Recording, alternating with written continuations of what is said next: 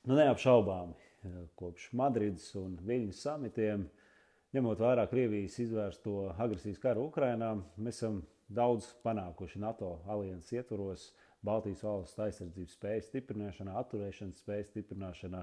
Pieņemtie lēmumi arī tagad tiek īstenot praksē, vai tā būtu pretgaisa aizsardzības sistēma vai citi jautājumi. Bet viena tāda būtiska lieta, kas ir parādījusies dienas kārtībā, varbūt mazāk tādēļ, ka kāds kaut ko ir rosinājis par to diskutēt, bet vairāk jau ar to, ka mēs dzirdam arvien vairāk pasaules līderu, vismaz demokrātiskās pasaules līderu, NATO alianšu vadošās amatpersonas, izsakās ar šo analīzi par Krievijas pieaugušo bruņošanos, militārā budžeta kāpināšanu, tāpat arī to atbalstu, ko viņas gūst no citiem totalitāriem, autoritāriem režīmiem, ka nav izslēdzams, ka paralēli arī karam Ukrainā, kur Ukraina pašlaik spēj aizstāvēties, bet varbūt apgrūtināta ir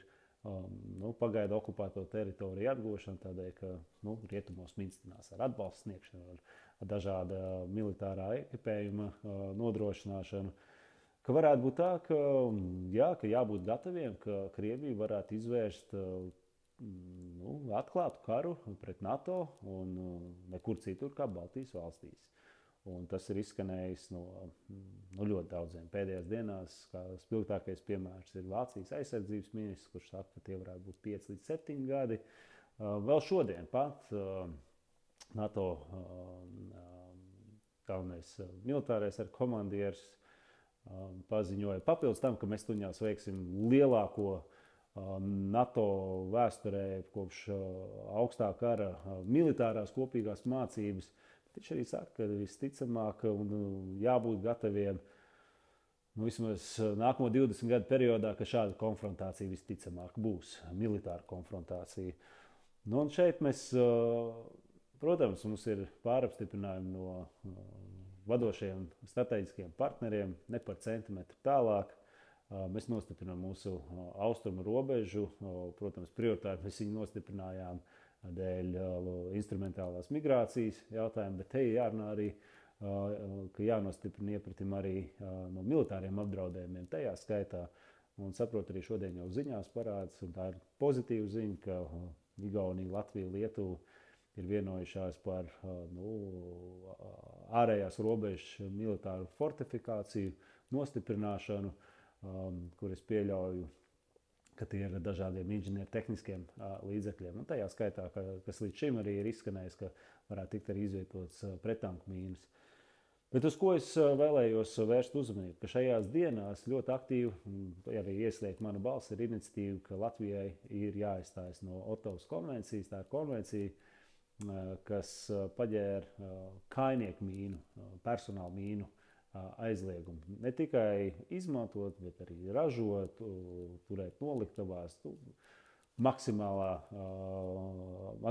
maksimālais ierobežojums, kāds vien var būt. Un tas arguments, tas, kas izskan, varbūt mazāk jau no militāriem ekspertiem, jo tie pagaidām publiski tā ļoti nav teikuši. Es zinu, ir eksperti, kas teiks, ka vispār bija kļūda pievienoties, iespējams, bet tie bija atkal, tas bija pirms 20 gadiem, un situācija pirms 20 gadiem nav situācija, kas pašlaik. Un arī zinu, ka būs tie, kas argumentējuši, ka Krievija nekad nav bijusi savādāk. Protams, mēs neiesim tajā diskusijā par to, ne par to šķēpi jālauž. Šķēpi ir jālauž droši vien jau par to, vai jautājums izstājoties no Otavas konvencijas un integrējot kājnieku mīnas, un vai to vispār var darīt kolektīvās aizsardzības plānu ietvaros, ka nacionālos aizsardzības plānos mēs liekam arī šīs spējas, aizsardzības spējas, kas izriet no kājnieku mīnu piemērošanas. Šī ir diskusija, kas ir nepieciešama, jo mums, diemžēl, viņa nav bijusi, un parlamentā mēs nākamnedēļ ārlietu komisija ar aizsardzības komisiju. Mēs šo jautājumu ne tikai cilāsim, mēs uzklausīsim gan ārlietu ministriju, jo šī ir arī tāda starptautiskā dimensija. Tomēr mums ir vairāk kā 10 sabiedrotie šeit Latvijā. Lielākā daļa no tiem arī ir šīs konvencijas ratificētāju valstis, dalību valstis. Nu, un otra lieta ir, es domāju, kas pats svarīgākais, kādi ir tie atzinumi no mūsu militārajiem ekspertiem, bruņotajiem spēkiem.